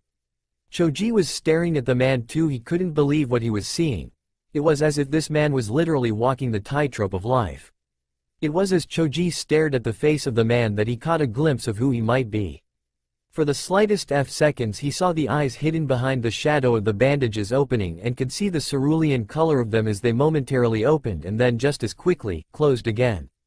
No way. Choji almost yelled as he stared into the shadowed face of the man in the bed next to Ino. She was currently staring at Naruto's body, which had resumed its rhythmic breathing. Shikamaru was however worried about the sudden reaction of his best friend and moved beside him to find out the problem. "What's wrong, Choji?" he asked quickly as he was now standing next to his best friend, who was currently still staring at the man in the bed. "Ino? That isn't who I think it is it?" Choji asked Ino as he looked to her, finding that she too was looking at the man in the other bed with warmth in her eyes and maybe a hint of concern. "Yes, it's Naruto," Ino answered shortly as her gaze never once wavered from him at all. Choji and Shikamaru noticed this and once again looked to the form of Naruto. The last time they had been around Naruto, it had not been on the most pleasant of terms. As if hearing the name was a beacon, the form of Naruto began to shift and move in the current position on the bed. After a few moments he regained his bearings and looked to his left only to see Ino staring at him, but also he saw Choji and Shikamaru staring at him in almost fear. Right enough, the last time they had talked, Naruto had been somewhat worked up. He sat up on his bed and looked over to the trio who were currently staring at him. "Why are you staring at me like that?" Naruto asked slowly as he looked to each of three individually. Ino was first surprised due to his cold voice and due to the fact that her two teammates had tensed up ever since Naruto had awoken. Naruto's gaze became a cold glare as he looked at all of them. Ino could not understand why the atmosphere had become so dark and scary so suddenly. Naruto had seemed alright during the night, but now it was like he had changed overnight. When Naruto never received a reply from the two men, he lifted himself from his bed. Pulling out tubes from all over his body, he did not wince once as he moved and caused tube of liquid to forcibly exit his body. He pulled on his clothes that lay on the chair next to his bed and turned back around to the three who looked at him in horror. Through the black undershirt he wore they could see multiple lines of blood seeping out of his body and onto the bandages. After moving around it had no doubt opened up the scars. "Naruto, you shouldn't be moving around," Ino screamed as Naruto basically ignored her and reached over to where his white chest armor and shoulder plates were. He managed to get the armor on, but when he reached for his cloak he found that the place it should have been was bare of anything except air. Naruto grunted in annoyance, and when he looked over he could see his cloak was in the hands of Shikamaru as he looked at Naruto now without fear, but with concern. The blood was beginning to drip down his arm in torrents. "For God's sake. Naruto, please listen to me, if you don't stop you might die," Ino pleaded as Naruto slowly made his way over to where Shikamaru and Choji were standing. Both got into a subtle defensive stance.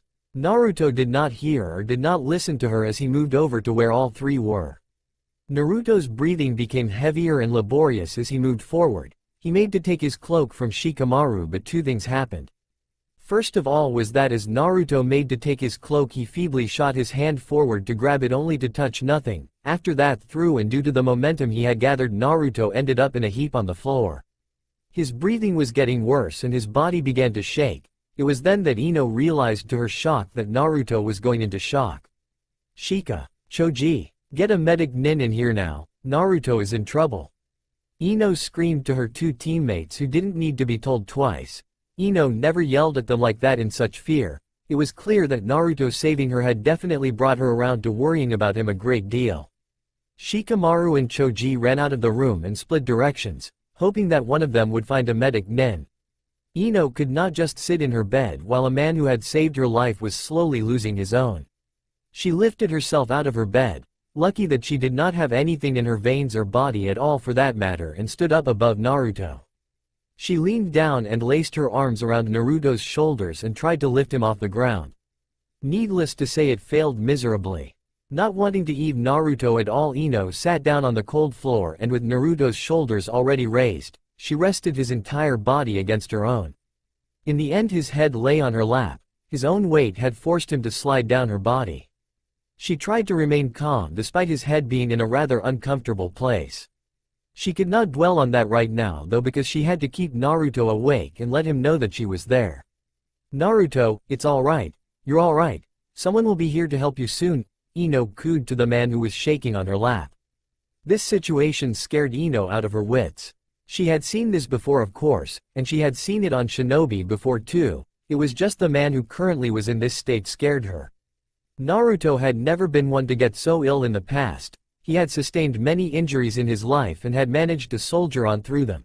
But right now he seemed so vulnerable, and she was scared now for the man's life. Naruto seemed to calm down after a few moments. His body stopped shaking. Ino panicked when she thought that Naruto might actually have finally lost his fight, but when she felt his rhythmic breathing return, she felt relief.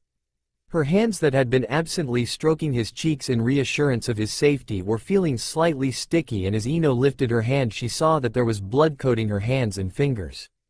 It was at that moment when Ino inspected her hand that the door to their room was suddenly blown off its hinges and sent into the wall opposite it. Ino looked up when she saw and heard high heels rushing over to their current position. Suddenly standing over them was a very worried-looking Tsunade. She looked to the form of Naruto laying on the form of Ino and ran her eyes all over Naruto's body. "What happened?" Tsunade barked, not in the mood to be nice right now. Her favorite knucklehead ninja was on the floor in what seemed like mortal peril. And if the way that Choji had run into her was any indication, this was definitely serious. Ino looked up to the eyes of the older woman and could see the raw worry on her face. "I don't know, Hokage-sama. He just woke up and started to get dressed, trying to leave. Then Shikamaru took his cloak so he couldn't finish. When he went to take it from Shikamaru, he collapsed here," Ino answered quickly and precisely to Tsunade. She could see the look in the Hokage's eyes. It was a, "get to the point or this won't be pretty," kind of look. "What is his condition?" Tsunade barked as she still stood over the pair. She was not going to touch the boy until she knew exactly what was going on, lest she cause even more problems for the man. "All I know is that he is bleeding heavily and that he had gone into shock not too long ago," Ino answered again just as quickly as she had before.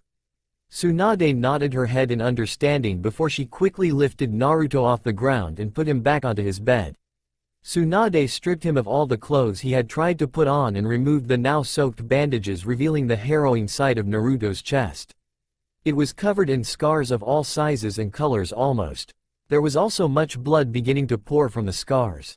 Tsunade had to fight back her hemophobia at the sight of all the blood, and placed her hands over the areas that his body seemed the worst affected.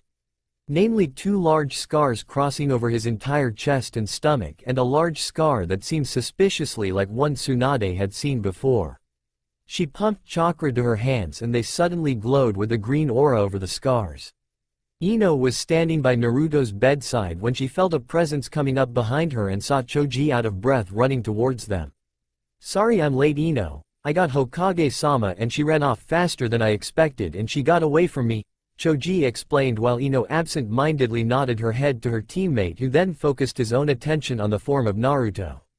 Seeing the scars that were covered by the bandages, Choji almost felt sick. To see a body in that condition was just too harrowing. What was slightly worrying for him too was the fact that despite her greatest level of skill in the field, Tsunade was sweating now and the wounds on Naruto were not subsiding in the slightest. Both he and Ino could see the look of concentration on Tsunade's face disappear and a look of desperation take over. "No, don't do this to me. Naruto, don't die on me," Tsunade screamed at the boy who was slowly dying under her own healing skills. It was the worst kind of fate to be the one to watch as someone dies due to your inability to save them. Ino brought her hand up to her mouth as she heard the way Tsunade's voice changed. It was sheer desperation now. Choji was also lost in confusion and fear, for Tsunade to act in such a way was not often heard of, and to witness it was worrying. "Naruto?" Ino said softly as she reached out towards the man who had saved hers and her team's life. She felt a hand resting on her shoulder and knew instinctively that it was Choji's. Though it may have calmed her down marginally, it did not diffuse her fear, and she looked on through almost hazy vision as Naruto slowly lost his fight with the death god. "Tsunade-sama, Tsunade Shiso," came two different voices that were like the best sound that Ino or Tsunade had ever heard. There in the doorway were three figures. There were two women and a man. One of the women had on the long kimono that she would often be found wearing, and with longish black hair. The first woman, Shizune, entered the room and moved over to Tsunade's side. The second woman was Sakura. She had on form-fitting shorts that were black along with black sandals. She had on special medical issue Jonin vest that was cream in color with the red cross on the left breast. Her hair was also longer now, reaching down to her shoulders and a bit more. She ran into the room and stood next to Ino and Choji, opposite Tsunade and Shizune. Finally the male of the group came into the room, much quicker than he was known to move in the past. Kakashi entered the room with swiftness. He had changed drastically. He was once again garbed in the uniform of the Anbu, and his mask was laying at his side. Another notable thing about him was that his hair had completely changed. It had turned pure white, just like his father's before him. "Tsunade-sama, what happened to him?" Shizune almost yelled to her sensei, who barely turned to her before barking an order. "That doesn't matter, Shizune. We have to save him or else he is dead." Tsunade yelled and caused many of those around her to flinch at the way she had spoken and what she had said. Ino felt herself losing hope. Sakura and Shizune, however, dived into applying their healing chakra. They definitely had questions surrounding why Naruto was there and why he was in such a condition, but right now those questions could not be addressed. Kakashi slipped his eye patch from his Sharingan eye and looked to Naruto's body when he noticed that there were no visible changes despite the amount of healing he was being subject to. Tsunade was almost completely exhausted already, and Sakura and Shizune were slowly but surely depleting their own chakra. When he found out the cause, he closed his eyes and let out a heavy sigh. "Hokage-sama, it's useless. His own chakra is fighting back all of your healing chakra. His body is rejecting your healing," Kakashi said to the three women, who all looked to him with shocked faces. Ino and Choji looked to him too. Choji was shocked and Ino looked destroyed. They all looked to Naruto again to see his body sweating heavily. Kakashi hated to say it, but he knew someone had to.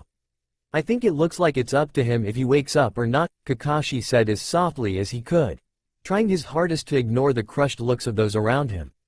The last few days had been the most nerve-wracking of her entire life, and she was really not enjoying it at all. Her body was back to premium condition again, and she was fit enough to go back on active duty, yet she did not think it right to go just yet. There was someone she had to thank properly first, and right now he was in his bed, sleeping. At least it was better than the alternative that most of those who were there a few days ago had thought. It was scary to watch such a scene play out. She had never watched as someone as strong as Naruto was slowly decaying away right before her very eyes. Not only that, but to watch as three of the most proficient medical shinobi tried and failed to save the man from what appeared to be his death was also scary. It was like whatever Naruto was going through, there was no possible way to give him any help. He had to help himself, as Kakashi had basically told them. She didn't like the thought that Naruto was fighting against the help that he was being given, but after seeing his condition she wondered to herself honestly. "Naruto?" Ino barely whispered to the prone form that lay on the hospital bed. He was once again covered in bandages and pierced by many tubes, but this time he was forcibly restrained. "What has happened to you? What could have possibly happened to you in the last 5 years?" Ino asked the man before her rhetorically. He did not stir, he did not move. His body simply continued to function, albeit almost grudgingly. "He has been through a lot," came a voice that seemed almost as pained as her own, and when Ino turned around slightly she came face to face with the Hokage. She looked just as worried as Ino felt, which did not help Ino conquer her own worries. "What do you mean, Tsunade-sama?" Ino asked, ignoring the fact that it was in fact the Hokage who was going to do Naruto's routine checkup today. Although it had been a mixture between Sakura and Shizune up until now, the three of them obviously wanted to keep his chances high. "Do you remember when Naruto came in here and reported a failed mission?" Tsunade asked, to which Ino nodded her head. Of course she did. That was when everyone realized it was Naruto, and then he had keeled over and all his injuries were revealed. Just thinking about it was making Ino feel queasy. His failed mission was the retrieval of Sasuke Uchiha. Tsunade finalized, at which Ino could only stare at her while her mouth tried to catch flies. So that means… Ino began but was unable to finish as she looked to Naruto with pity in her eyes. How could he go on with such a thing on his conscience? Yes, Naruto witnessed the death of Sasuke. Tsunade finished as Ino's head jerked back up and looked into the amber eyes of her Hokage. The way she had worded that made it sound different from what Ino had been thinking. Could it possibly be? When you say witnessed, it sounds like you are hinting that Naruto wasn't responsible, Ino said, while at the same time trying to think of any scenario where Naruto would have to watch Sasuke die, besides him having to do it himself. He wasn't well, not entirely, it was not his own fault. Tsunade began as Ino looked up again, hopeful towards her Hokage. Which honestly had Tsunade surprised. She didn't know that the Yamanaka had such care towards Naruto. She would have thought the women to be this close to him to be between Hinata and Sakura. Not that they were not worried, by no means was that the case. Hinata broke down into tears when she saw the state of Naruto, and when Sakura operated on him she too had to hold back tears when told her help was not reaching him. During his fight with Sasuke, Naruto and Sasuke fought together against Madara. Unfortunately, Sasuke took the hit from one of Madara's attacks that ended up killing him. Tsunade began as she could already feel the tears stinging at her eyes at the memory of that time. It truly was horrible. Naruto watched this, and through his grief and anger he held himself in check long enough to defeat Madara. Tsunade continued on as she got to the part that began the real pain in the story. Ino stared at the Hokage in disbelief. The Hokage, the strongest shinobi in the village, whose very name sends chills into the spines of their enemies, was at that very moment and time crying. It was not just a weak cry with few tears, this was full-blown pain. This was unbridled hurt, the likes of which Ino had never seen on her Hokage's face. Tsunade-sama, what's wrong? Ino asked as she tried desperately to get the attention of Tsunade, who was wobbling now. Ino had to grab her and sit her down in a chair that was right next to Naruto's bed. After being seated, she seemed to calm down slightly as she leaned her head on her hand that in turn leaned on the armrest of the chair. Her gaze fell upon Naruto again, and Ino felt it the right time to reiterate her question. What's wrong, Hokage-sama? Ino asked tentatively, trying to make sure that Tsunade would not blow up again. It really was scary the way she was acting lately. Up until then she had been the usual Tsunade, but the instant Naruto was back she changed. Ino, that day, the day he watched Sasuke die. That was the day that Naruto literally lost his mind. Tsunade answered, leaving Ino to just stare at her. There was no way, was there? How could Naruto have lost his mind? He was acting just like he always had when he had saved her and her team. But Tsunade-sama, Naruto was fine when he saved my squad and he acted just like he always had. Ino answered back, trying her hardest to deny the thought of Naruto actually breaking under any kind of pressure. He seemed too strong-willed to let something like that get to him. Ino, you never knew Naruto. No one ever knew Naruto. Not even me, Kakashi, Sakura, not even Jiraiya knew Naruto. The only one who ever understood Naruto was Sasuke, as much as I hate to admit it. That brat done nothing but hurt Naruto, but at the same time he was all that kept Naruto from exploding. With his death Naruto lost his will to fight back his demons, Tsunade said as pain filled her voice with her every word. Ino was still only able to stare at her dumbly. She never knew Naruto? But of course she did. He was the academy dead last that proved he could ascend further than any of the other rookies could.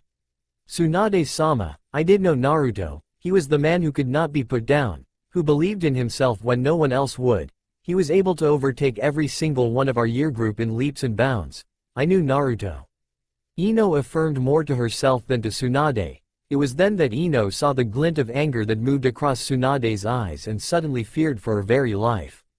You have no idea what you are talking about. You think you knew Naruto? Very well, tell me why he was treated like scum since the day of his birth. Tell me why he wore a mask of happiness. Tell me why he never came to anyone for comfort. Tsunade yelled out while she sat in her seat. Even in such a position she was an imposing figure. Ino flinched at the way in which Tsunade was acting. It seemed almost protective while at the same time fierce. It was a conundrum in itself, but that was what it seemed like. When Ino did not answer Tsunade, she continued on herself. Naruto never came to anyone for anything, yet he was always there for those who needed his help. He was even there to save you and your team when you faced off against an S-ranked criminal. He used his new jutsu that harmed him just as much as it did his enemy, but did he complain once? Nope, he just continued onwards. Tsunade began as she looked back at Naruto with warmth in her eyes. Ino swore it looked like a mother watching over her child. Then when Jiraiya died, again he seeked no one out for comfort because he did not know who to go to, despite knowing that myself, Iruka or even Kakashi would listen to him. He never seeked any of us out. It was Iruka who went looking for him. Tsunade continued as she again felt the pain of the events in her heart. She honestly hated the life that Naruto had been forced to live. It was then that the only time she had ever seen Naruto weak popped into her head. The only time he has ever sought out anyone was after the Fourth Shinobi War ended. After the entire Zetsu army was decimated by a lone figure, I knew that it was Naruto. It was then that he fell into my tent. Tsunade began as she began feeling the tears stinging at her eyes again. This was a horrible memory she wished she never saw. It was Naruto at his weakest, and it was when Tsunade's heart felt closest to breaking. Flashback. Tsunade was currently in her tent. The night had come in and had ended the final day of the Fourth Shinobi War. It had only lasted a total of 3 days, but it had been long and tiring, and too many people had lost their lives. The war had ended due to some lone figure running through the mass of Zetsus and utterly destroying them in every sense of the word. She smiled since she had a good idea as to who it was that accomplished such a feat.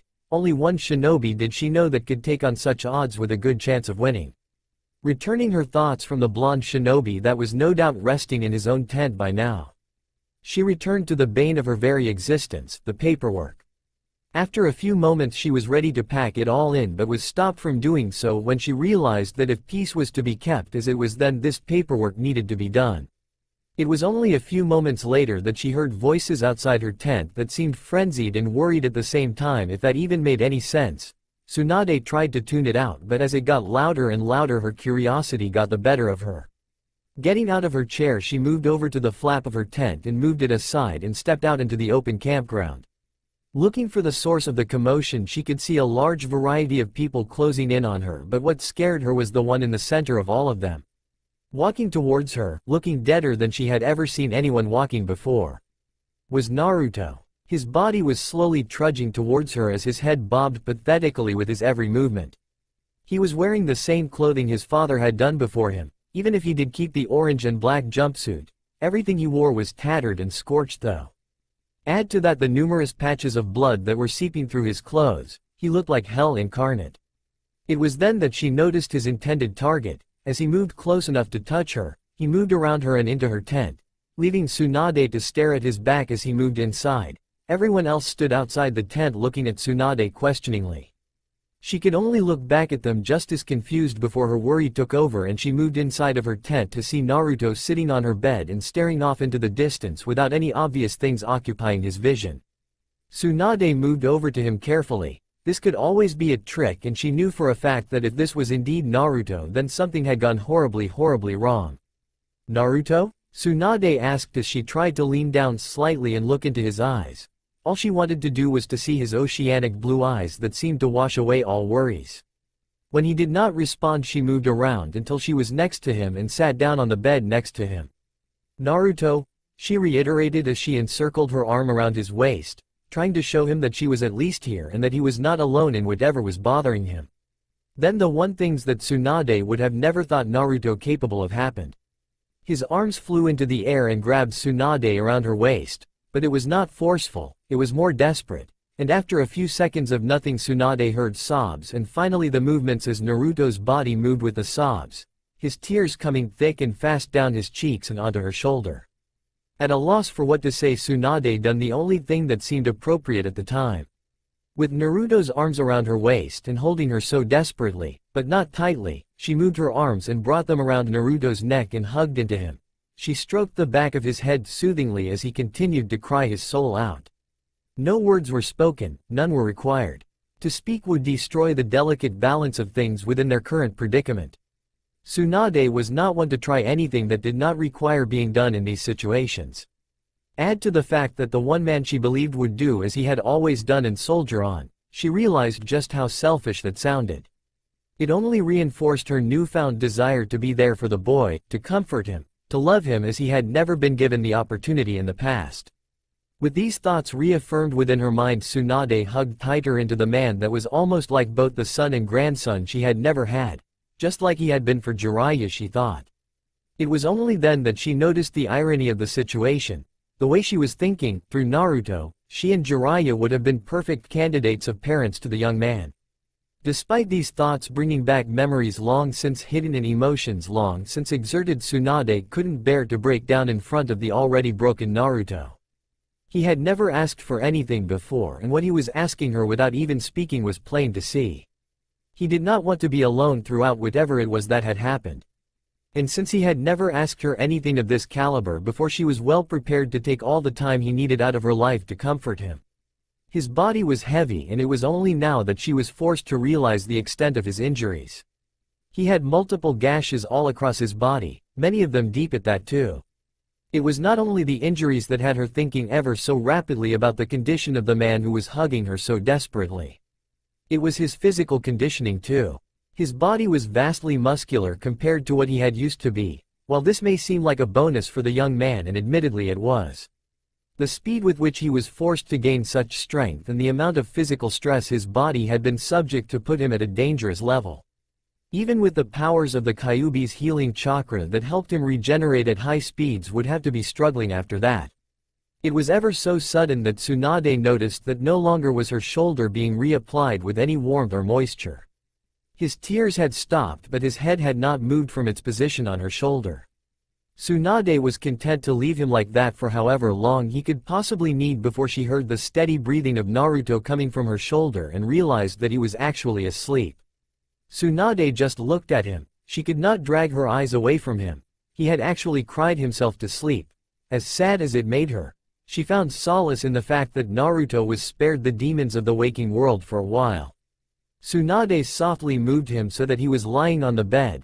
To look at his almost peaceful face allowed Tsunade to forget about the fact that it was clear Naruto was going through some mental stress. When she did remember about this though, she felt a sense of sorrow and pity wash over her. Naruto was going through hell, and from what she could guess, the only one even capable of keeping him sane was dead. Flashback ends. Ino was left speechless. She had never thought about it like that before. Not once had she ever thought about the mental well-being of the lovable blonde. She had always seen him as mentally strong as he had always made himself out to be. He seemed to show that when he said to the entire Rookie 11 that he would take care of Sasuke himself. He had exuded so much confidence and determination at the time that Ino honestly thought that he could both do it and get through it. She had never thought about how it may have affected Naruto, and it was quite clear that it had in fact affected him terribly. Tsunade said that Naruto lost his mind when Sasuke died, lost his very mind. To Ino that was something that scared her without any explanation. To her, losing one's mind was like forgetting everything of worth in life and forever going through the rest of life without any clear direction anymore. Truly an existence she did not want Naruto to have. Ino was brought out of her trance when she felt the presence of figures in the room with her and Tsunade. Looking over to her Hokage, she could see that the eyes which had previously been tear-filled looked vicious and ready to strike. Thought Ino had seen Tsunade angry before. She had never seen such primal and predatory emotions pass over her face in the past, and it showed Ino a side of her Hokage that she was definitely sure was the maternal side of her. "What do you want?" Tsunade asked fiercely towards whomever it was that had just entered the room. Ino honestly felt sorry for whoever it was. Tsunade did not sound like someone to mess with just now. "We came to pay our respects to the man that saved our daughters," came the slightly strong voice. It was one Ino knew very well, and upon spinning around wildly she came face to face with the owner of that voice, her father. It was not only him though. Accompanying him were the figures of Hinata and Kurenai, and surprisingly enough Anko was there too. "Why is Anko-san here? You aren't a mother, are you?" Ino asked, confused despite the current tense atmosphere that was surrounding the group of people, although it was mainly due to the glares that were being sent to everyone within the room from on Hokage. Needless to say, many of them were highly considering running, but neglected to give in to their urges. "No, I'm here to thank the man that saved my cute little goddaughter," Anko answered back with one of her uncharacteristic true smiles that held no malice nor ill content. She didn't have to say much more really. With that statement and the smile, everyone was more captivated to believe her in this one time. That, and I wanted to see what kind of hunk that kid turned into by now. Anko finished with her characteristic grin that exuded confidence.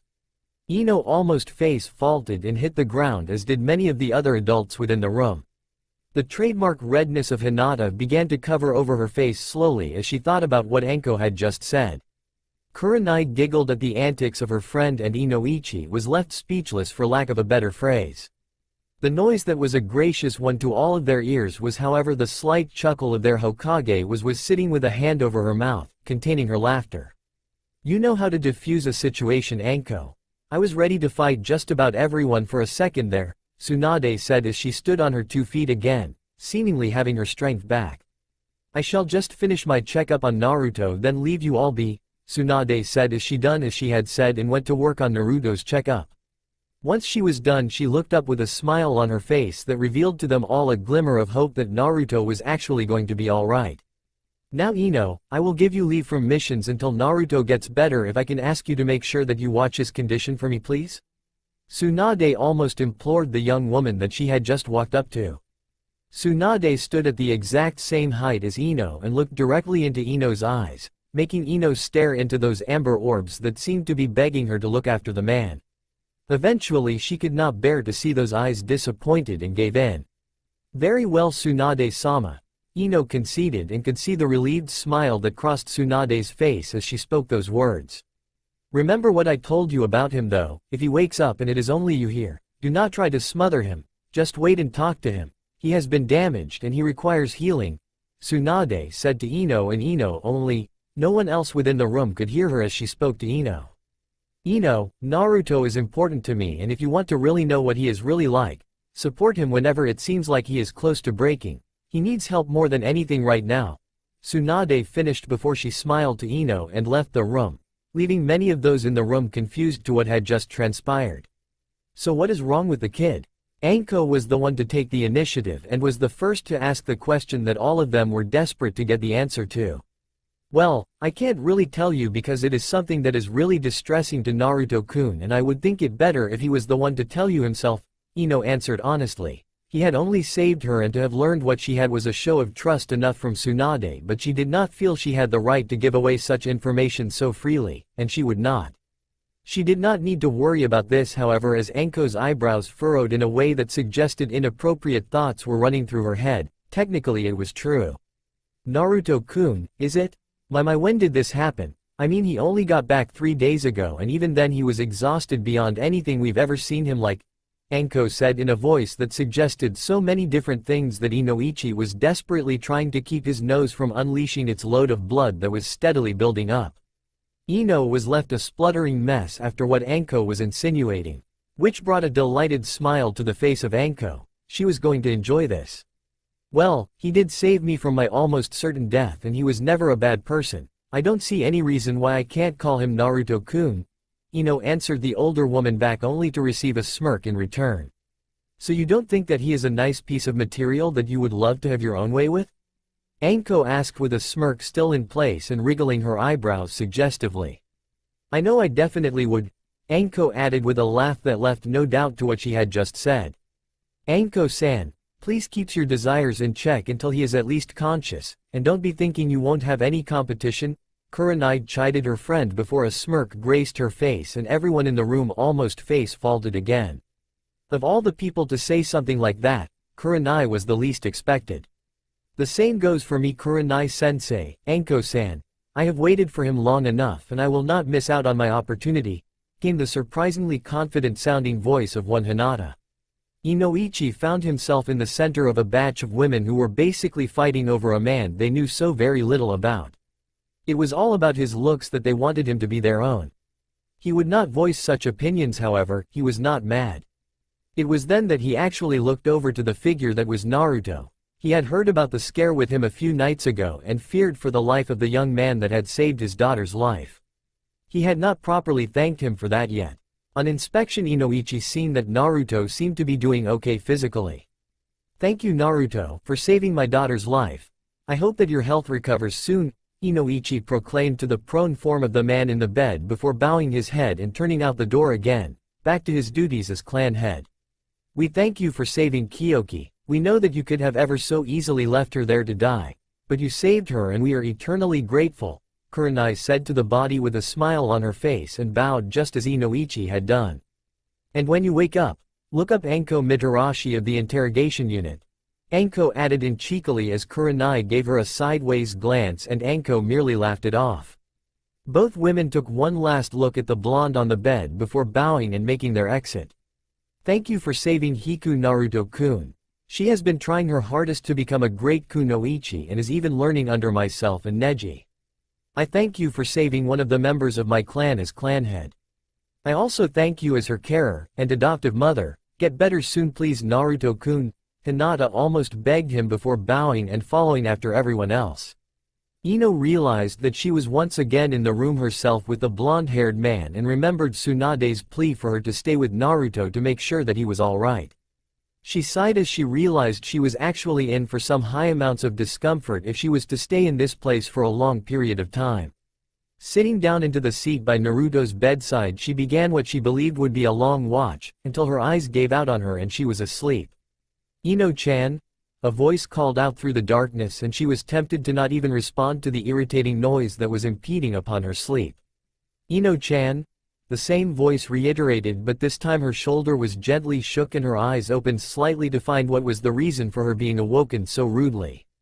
Only then when she peered through the darkness of her lids did she realize. Naruto? Ino said softly as the man before her smiled widely as she said his name. Naruto? Ino said almost not believing the sight before her very own eyes. There was Naruto with all of his bandages across his body standing before her, once again out of his bed when he should not be. Naruto smiled at her softly as she said his name and looked down at her sleepy form. Yes, it's me Ino-chan, what are you doing here? Shouldn't you be at home by now? I mean you like fine again, Naruto pointed out as his eyes looked over her form which even though Ino was still slightly sleepy did not stop the blush that came rushing to her face. The way his eyes looked over her body she felt it almost as if he was appreciating her very form. I was asked if I would watch over you until you got better Naruto-kun, Ino answered back once she had awoken enough and was finally able to talk again. Naruto looked at her and nodded his head in understanding. Once again there was silence within the room and all Ino could do was stare at the man who was opposite her. He was sitting on his bed while facing her but his attention was however directed towards the window of his room. Ino knew it to be childish, but she really would have preferred it if his eyes were again directed at her. She enjoyed his attention. Thank you Ino-chan, I know that my actions a few days ago were nothing less than idiotic. I do thank you for taking care of me for so long, Naruto said as his gaze shifted from the window and back to Ino. She felt the heat traveling to her face and looked away bashfully. Honestly, what was wrong with her lately? Naruto hadn't even been back a week and she was acting like a love-struck teenager. It's no problem, you did save my own and my entire team's lives. I am in your debt, Ino answered him honestly. It was true, Naruto could have just as easily left them alone. He had no obligation to save any of them. Yet he had done so and as such Ino felt it only right that she repay the debt for her and her entire team. She turned to Naruto when she heard chuckling coming from his direction to indeed see him laughing lightly. You don't have to repay me Ino-chan, there is no way I would have left you all alone, that's just not me at all, and anyway, it was part of the mission too, Naruto said as his voice became somewhat darker by the end of his statement. Ino noticed this and was intrigued. There was clearly something about the mission that had Naruto thinking about it in the negative. Of course not many shinobi missions were enjoyable, but most were able to keep their minds off of their missions and their duties. Working up the courage Ino asked Naruto what she had been meaning to ask him ever since he had collapsed after reporting a failed mission. Naruto? Ino asked tentatively. Naruto's head looked up at the calling of his name and Ino could see the confused look in his eyes due to the very way in which she had called his name. He however nodded his head to Ino telling her to continue with her question, knowing for a fact that it was a question she had. What exactly was your mission? Ino asked again very tentatively. She expected Naruto to pull away instantly and for him to put up some sort of mask that Tsunade had talked about in the past, but instead he simply sat there and stared at her, almost as if processing what she had just said. It's not exactly been one of the missions I have enjoyed. Neither has it been a short mission, Naruto began as he stood up onto his feet and moved over to the window of his hospital room, looking out over the landscape of his home. It was a mission to retrieve Sasuke, Naruto explained as he looked out the window, and instantly Ino was on her feet, right next to Naruto. But Tsunade said that Sasuke was dead. Ino said before she realized the words that had just escaped her mouth and covered her mouth up as fast as she could. But it was too late, she saw the hurt that crossed over Naruto's eyes. His eyes closed momentarily before they opened again, and Naruto was looking at her with a slight smile on his face. That's true, the body of Sasuke Uchiha may have very well been dead, but his soul was still living on, it was trapped within his eyes. Surely you have heard the phrase that the eyes are the window into the soul? Naruto asked as his voice croaked slightly. It was only a slight croak, but Ino heard it and knew that talking about Sasuke was tough for Naruto, but he was bravely continuing onwards. Ino nodded her head at Naruto's question and he continued on. After Sasuke died, I refused to believe it, and even after the war was over and peace had been found, I could not accept his death. I had heard tale that Sasuke's burial site had been pillaged and went into a rage. It took Tsunade, Kakashi, Yamato, Killer Bee and the Raikage to stop me from going berserk. Naruto continued on, leaving Ino gaping at those last few words. It took that many powerful people to keep just Naruto from going berserk. I never knew that his grave was disturbed, Ino admitted. She had never heard anything like that. No one that she knew besides those mentioned did, or they just never told her. Naruto looked to Ino with those dead and defeated eyes she hated to see on anyone. No one else but those five knew, and it was to be kept that way. After that episode they all agreed it was safer to not let anyone know that the grave had been desecrated, otherwise words could be spoken and they knew I'd have no mercy, Naruto said in a dangerous voice. Ino was really worrying about Naruto. His emotions seemed to be in almost turmoil. He would be happy one moment, then sad, now he was angry. What was the worst though, was the very reason for his grave to be disturbed. When I was taken to the grave, his eyes, they were. Naruto said before he could not continue onwards, and his tears that he had been holding back so valiantly began to fall to the ground at his feet. Ino knew that her moment to act was here and done what seemed like the correct thing to do. She wrapped her arms around Naruto. They were stolen by that Haruza, weren't they? Ino asked as she rested her head against his back. Naruto stiffened at the sudden contact behind him and was about to turn to her, but found he could not. The embrace was so comforting and he had gone far too long without any form of comfort being directed at him. As such he melted into the embrace and he relaxed. Ino felt him relaxing and smiled against his back, at least he was accepting her help. No, he did not steal Sasuke's eyes, he only had one of them. I don't know how it happened, but his eyes were split between two people. I killed the first one without mercy and released half of Sasuke's soul to peace. Naruto explained, at which Ino moved her head from his back and looked up to the form of Naruto still staring out of the window. I got the first man within the first week of searching. It was Haruza that I was looking for after that, Naruto continued as his bodily posture seemed to straighten out. So it took you 5 years to find Haruza? Was he that good at hiding? Ino asked, curious as to how it had taken Naruto quite so long to find the other owner of Sasuke's other eye. Naruto chuckled slightly at that and caused Ino to let go of him and wheeled him around to face her. Why are you laughing? I thought you were supposed to be hurting. Ino asked, and honestly did not know why she was getting so worked up about this. I am laughing because you make it seem almost easy. It is hard to know who had a Sharingan, especially if they can conceal it like the Uchihas could. Also, it was not only Sasuke's Sharingan that were stolen. Madara's lab that held hundreds of Sharingan was pillaged too.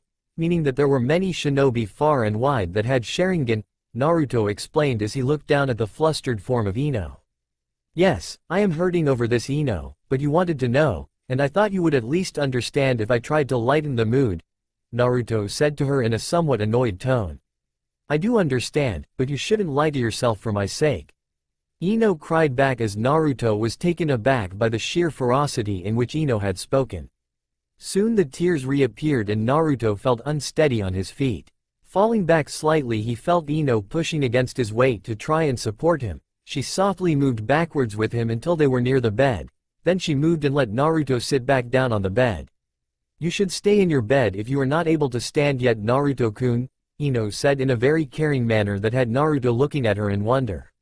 She showed so much care for him, it was something he enjoyed. To have someone care about him was not something he was overly used to. The only ones he knew that really did care about him, at full capacity, were Tsunade, Kakashi and Sasuke. To have Ino acting as if she cared just as much made Naruto feel happy, very happy indeed. I don't have to lie to myself too much now, Ino-chan. Sasuke is finally at peace.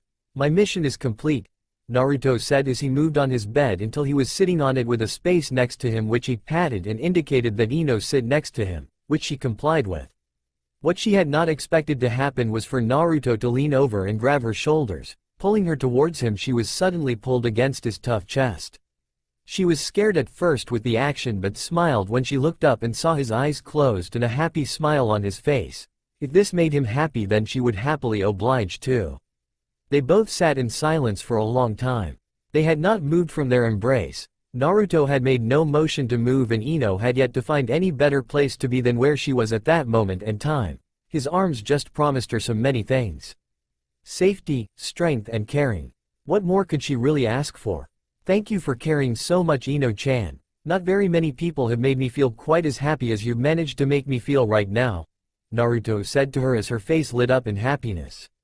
There was something about his happiness that was worrying her though. She had seen the way in which Naruto's emotions had jumped when he was explaining his mission to her, and she worried if his mind had maybe been compromised, and just now he seemed to be fine though.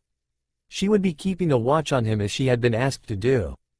That's alright, Naruto, I promise I will care for you just like I always should have. You don't have to think that you are all alone anymore, Ino said as she hugged into him tighter, closing her eyes at the same time. Naruto smiled at her words and hugged into her closer. Ino-chan? Naruto asked softly, causing said woman to look up at him with a genuine smile on her face. This caused Naruto to smile internally too. Despite his warring emotions in his head, that smile made him feel slightly at ease. Do you mind sleeping with me tonight?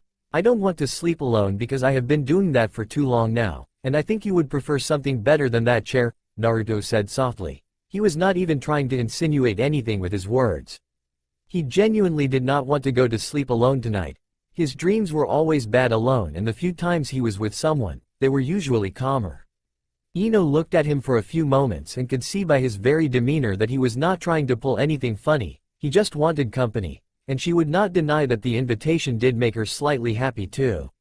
Sure, Naruto-kun, Ino answered softly before she climbed onto the bed next to Naruto. As she maneuvered on the bed, Naruto moved to give her the space she required, and only when she seemed comfortable did he lay down again. Ino was close to sleeping when she felt his arms once again wrapping around her.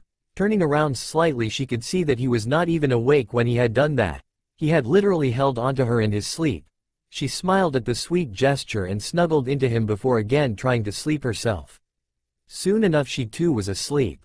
A few hours later, any reason that you are here and not in your bed? Tsunade asked out into the apparently empty room of her office. From her left near the window a figure came out of the shadows and moved over to the front of her desk. There before her stood Naruto. He was fully clothed again and looked ready to work, like hell that was going to happen. Come on, Ba-chan, you know how much I hate hospitals, Naruto said with his trademark foxy smile that had Tsunade smiling herself. Honestly, the durability of this kid scared her sometimes. To think that less than half a week ago his health was in question just went on to show her how strong this man before her was. She knew for a fact that if he still had his dream of becoming Hokage, it was within reach now. Yes, I do, but you are supposed to stay in there until you are all better. Are you all better? Tsunade asked, truly unsure if he was here with his injuries healed or if he had just forced his body to move to where it was right now. Naruto removed his top half of clothing without any words, much to what Tsunade was not expecting, but it did help make things clearer. She could see that he had definitely been busy over the years. His body was a finely tuned machine now, but it was crisscrossed with far too many scars for someone his age. His chest was a maze of cuts and a few large scars that looked like impact areas. Happy Ba-chan? My body made a full recovery last night, Naruto explained, at which Tsunade could only stare at him in disbelief. How could it be possible that his body make such a rapid recovery after the state he had been in over the last week or however long his body had actually been in that condition? How is this possible? Tsunade asked as she got up and moved over to Naruto. She moved her hand over his body to make sure that it was not a farce but could detect no traces of anything covering over his body. It was true. Naruto had made a full recovery even though with the way it had looked a few days ago, he may have actually died. I don't know, Naruto answered honestly. He had no earth of an idea how it had happened either. He just woke up with a body that did not hurt in the slightest, with a warm body pulled against his own. He smiled when he realized it was Ino. Well, it does seem like your body has made a full recovery. After my inspection it does not appear like you are in any fatal risk. I would just advise that you take it easy for a while, okay? Tsunade said as she moved around her desk to sit down again and then looked up to Naruto. Now, what was the real reason that you were here for? Tsunade asked as she looked to the form of the man that now smiled down on her. Well, I have missed out on quite a bit over the last 5 years, so I was wondering if there were any of my friends that were out on missions just now. Naruto asked as he smiled and closed his eyes while he rubbed the back of his head. Tsunade looked at him for a few seconds before a smile of her own appeared and she looked at the pile of papers next to her. Looking through the papers, Naruto watched quietly, waiting for her to reply to him before he felt a gust of air behind him and immediately ducked. Naruto! Two voices shouted out, causing Tsunade to look up from her paperwork at the sudden screaming within her room. It was funny, she hadn't even heard her door opening. She was definitely getting too old for this. Sakura and Ino both stood back to back with their arms outstretched and their fists tightly clenched, and with Naruto being against her desk and the name they had shouted, Tsunade had a good idea why they were here. I just told him not be too strenuous on himself and you both try to attack him. I really am getting too old for this, Tsunade said while the two girls looked at her apologetically. Sorry Tsunade-sama, but Naruto scared us when Ino woke up and didn't know where he was, and I went in to check on him and he had disappeared. We thought he'd be here, Sakura explained while she glared at Naruto. In all honesty, it was not a hateful glare, more the type one uses when they have been scared over something that means a great deal to them. I'm just glad that he is alright, Ino said, and it was true. She had thought he had done a runner when she woke up without him behind her. Then Sakura had walked in and they both got worried and rushed over to the Hokage Tower, and that lead up to where they were just then. So, Ba-chan, where's everyone? Naruto asked as he once again turned to Tsunade, who was smiling at the scene before her. It was cute to see that he was oblivious to the amount that he clearly meant to the two women, even after going through such emotional turmoil. Maturing greatly over the last 5 years, he was still really dense when it came to things like women. You are in luck, Gaki. All of your friends from the academy are actually in the village just now. As for where they are, I don't have a clue. Wherever they usually are, I guess, Tsunade said as she shrugged her shoulders. It was the truth. She only knew where they were on missions, not when they were within the village. That was their own business. I can take Naruto around. After all, he hasn't been home since Konoha was rebuilt. He won't know where things are anymore, Ino pointed out as she moved beside Naruto. Naruto rubbed the back of his head sheepishly. He did kind of forget about that bit. Very well, Ino. Sakura, you may have the rest of the day off to get reacquainted with Naruto, Tsunade told her student, who looked at her happily. Thank you, Tsunade-sama. Sakura smiled before she walked over to the other side of Naruto. Both she and Ino took one of Naruto's arms and lead him out of the office, leaving a grinning Tsunade. Please bring him back in one piece, girls. He is only back and he has only just recovered. He does need some rest, Tsunade said out loud to no one in particular. That's true, it's amazing he has recovered quite as he had, especially since his life was in question 3 days ago, came a voice from Tsunade's window, to which she turned to and found Kakashi perched on the window sill. How long have you been there? Tsunade asked neutrally, at which Kakashi just simply smiled and held out 4 envelopes, each with a stamp of varying color and logo. Long enough, but other matters are the reason that I am here, Kakashi said rather urgently for a man like himself. Tsunade caught on to his urgency and immediately took the letters from him. What are these? Tsunade asked Kakashi, who moved into the room by now and stood opposite her while she sat in the chair at her desk. They are letters indicating to you that the Tsuchikage, Kasekage, Raikage and Mizukage are all on their way here and wish to see Naruto ASAP when they get here, Kakashi said while not noticing the tick mark that appeared on Tsunade's head. What the hell was the point in giving me the letters if you already knew? Tsunade yelled, causing Kakashi to sweat drop. That's because I gave a general overview. whereas the letters are all different depending on who sent them. I only told you what they all were basically saying together. Kakashi answered as he took baby steps towards the window, really wanting to make a hasty retreat now. I suppose that does make sense, so how well do you really think Naruto has recovered? Tsunade asked without even looking up. She knew for a fact that the same thing was on Kakashi's mind as was on hers. The sigh that she heard moments after asking that question only reinforced her superstitions. I think he's put up his mask to try and hide his pain, and he won't let it slip, especially not around his friends, and we both know how well he can hide things. Those seals all across his body were used to hide all of his injuries, and some of those injuries were definitely very old, Kakashi said as Tsunade nodded her head in agreement. When Naruto had fallen, unknown to all but herself and Kakashi, they had seen the dull glow of seals being released, and that was when the injuries were clear to be seen. I still don't understand why he hid his injuries like that. He was always such a quick healer, Tsunade said to the silver-haired Jonin honestly, and he nodded his own head this time. I think I do, Tsunade-sama, although it will not sound like the best of things I can say about my student. Kakashi admitted, receiving a look from Tsunade. She had a feeling she was not going to like this but would listen to him nonetheless. Of course he would know more about Naruto than her. He taught Naruto for a short while. She nodded her head despite her unwillingness to do so. I believe that after each successive fight Naruto fought, he did not give his body the required time to heal, nor did he give it the time to get rid of any poisons within his bloodstream. What I am saying is that Naruto has fought more than half of his opponents at half strength. Kakashi began as Tsunade sat and listened to him. She didn't like it, but she would have to accept it for now. I think that after the episode where he almost became the Nine Tails personified, he blocked off the Nine Tails completely, even its healing ability, and with it being so closely linked to his own healing, it basically shut down his body's ability to heal. Kakashi finished, and Tsunade had to admit that she did agree with Kakashi's analogy. That did make some sense. How does he do it? I mean, how can he put up a mask of happiness when he knows that those around him love him enough to care about him even if he is sad?